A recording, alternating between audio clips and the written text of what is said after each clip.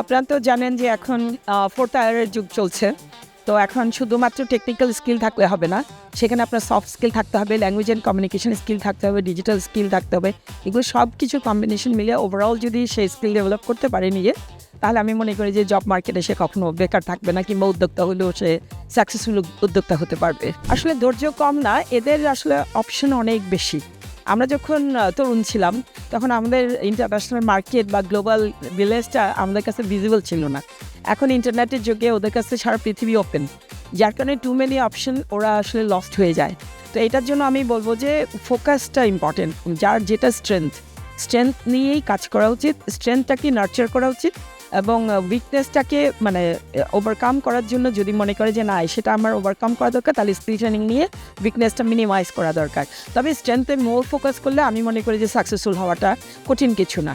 আমি মনে করি কম্বিনেশন অফ বোথ, কারণ আমরা তো লেখাপড়া অনেক করছি, সাথে স্কিলগুলো ডেভেলপ করছি, যার কারণে আজকে এই পজিশনে আসছি। তো আমি তরুণদেরও বলবো যে শুধু বুকিশ না হয়ে সাথে বিভিন্ন স্কিল ট্রেনিংগুলো করলে যে মানে যে কোনো জায়গায় মানে কম্পিটিশনে জেতার সম্ভাবনাটা বেশি, এবং জব মার্কেট হোক উদ্যোক্তা হোক সে ইনশাল্লাহ ভালো করবে।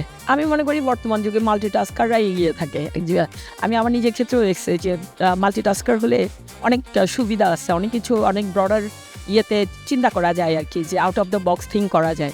আর একটা জায়গায় ন্যারো ডাউন হয়ে গেলে আসলে অপরচুনিটি ন্যারো ডাউন হয়ে যায়।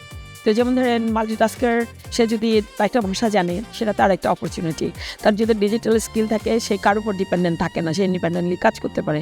আর টেকনিক্যাল স্কিল তো অবশ্যই দরকার আছে, ওইটা ছাড়া তো আগানো যায় না। আসলে যে কোনো কিছু বেশি কুইক হলে আমরা যেটা ছোটোবেলায় শিখে আসছি, যত দ্রুত বুঝেন তত দ্রুত মাথা থেকে হারায় যায়।